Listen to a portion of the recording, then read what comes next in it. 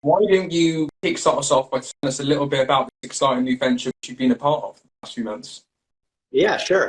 So I recently started with IO Associates US, pushing into the Florida and the US market. I am the senior DevOps consultant over here. I do cloud DevOps staffing, AWS, Azure, Google Cloud. So I pretty much handle the contract niche side of that. And yeah, I got Matt Atkins over here handling the permanent side, locking it down. And Matt Atkins is your permanent counterpart, all right? Yeah, correct. Nice, amazing. Well, how have you, especially for yourself as well, not just the guys, but how have you found personally help building a brand in what is for us a brand, not only like a brand new city, but a entirely brand new continent? Yeah, I mean, I think it obviously comes with unique challenges. I'm not really foreign to creating new books. I've done it twice. Entering a new market and new content thing, that's definitely a journey in itself, right? I think the challenging part is when you step into a lot of established organizations, you're already going to have this kind of usually a deeper book of opportunities to start from to give you a framework to build your book, right? When you're stepping into a new content, a new market, it's a blank slate. So you really got to pick up the slack and hit the ground running. You have to dial in and be a little bit more focused. I think that's really the main challenge is, you're starting from scratch. So you're sitting there and outlining a plan that involves talking to candidates, finding the client landscape, right? Learning the new clients is probably the craziest thing. Because in the past, for me, the biggest part about building a book has been learning who the major players are, how to identify what the small players are, right? Learning how to size up what is and is not a qualifying target for business development. When you were having those initial conversations with us, were there kind of like those challenges, because it is a challenge, right? It's a challenge for you, but were those challenges quite clearly like originally laid out to you? Yeah, there's nothing that I've stepped into this that I have not expected stepping into this. Everything is pretty much as I thought it would be. I mean, I never thought anything like this would be easy. I'm a pretty risk comfortable person. I mean, I moved 1,000 miles down to Florida in the middle of a pandemic, right? Started a new job, started my career. So none of stuff, none of that stuff spooked me off. I think that if anything, the team has been exceptionally well at giving guidance and support through the distance. That's good. Saying all those miles away, that's important, right? Having that open line of communication. You've been with us for a few months now. How has that initial journey with IO been for yourself?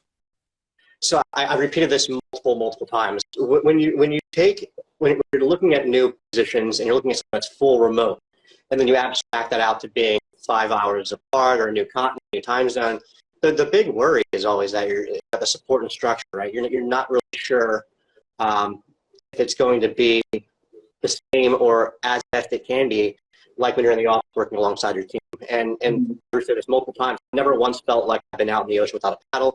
I've never felt like I've been floating on my own. They've been very, very good at answering questions in a timely manner, giving me guidance on structure and how they have been approaching attacking the new market themselves. Right, they're available at the times that I need to be available. So I'm never left hanging. I think that support structure has really made a huge difference, and it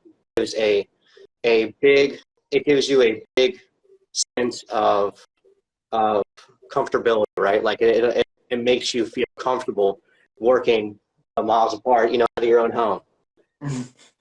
When I originally spoke to you, I think it was about 3 months ago when we first picked up the phone to each other, right?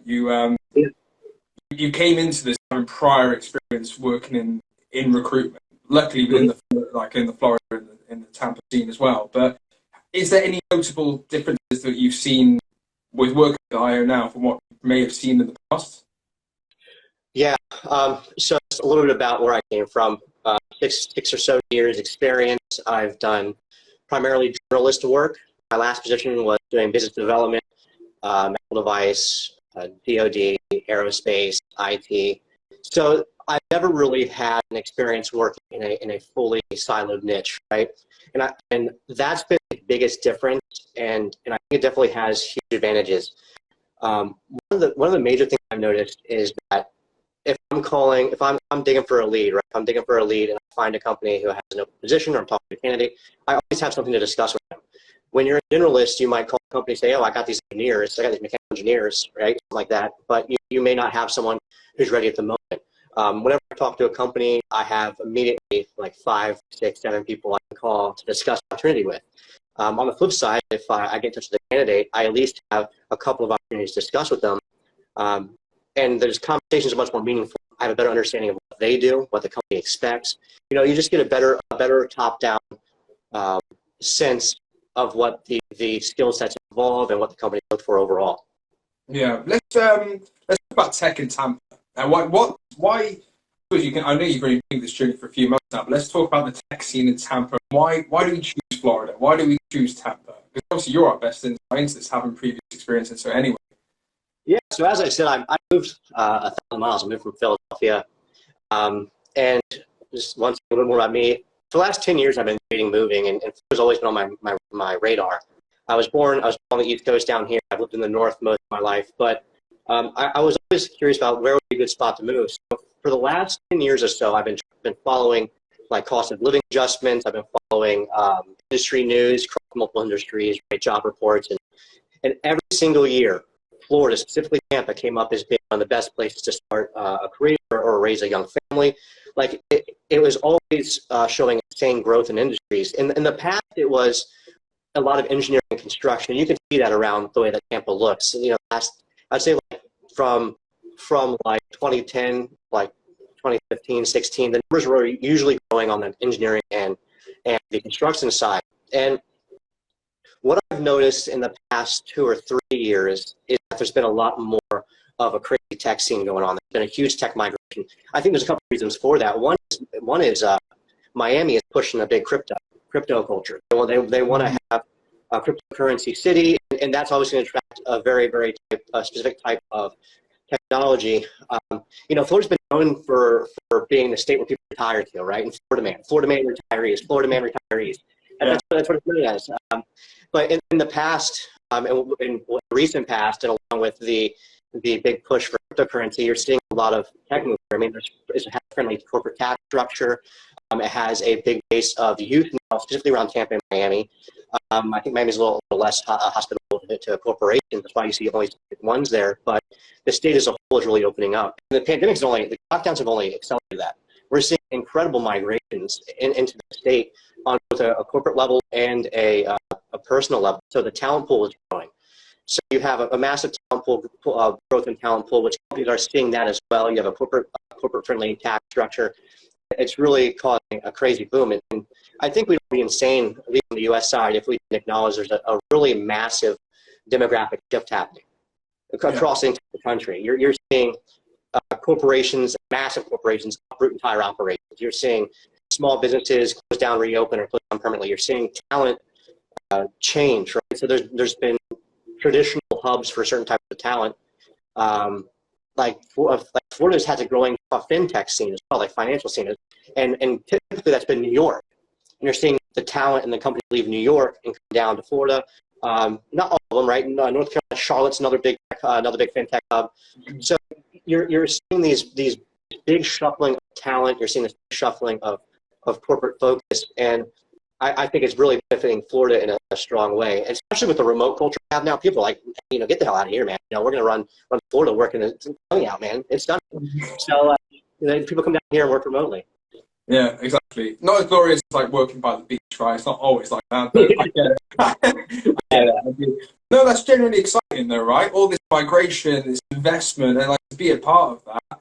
I think for you and the rest of the guys, I get the excitement, I get why you guys are living and breathing it absolutely every single day. And thank you for that insight. Because that's such a wonderful insight. I suppose in a way of like kind of wrapping this up, why don't you give us, where's Derek going with this? Have you got like an idea of where you see yourself going over the next couple of years? Like what you're excited about with IO or the tech scene itself? Yeah, man. I mean, I think one of the most exciting things about IO is the opportunity to launch a new brand. I mean, that's a rare opportunity.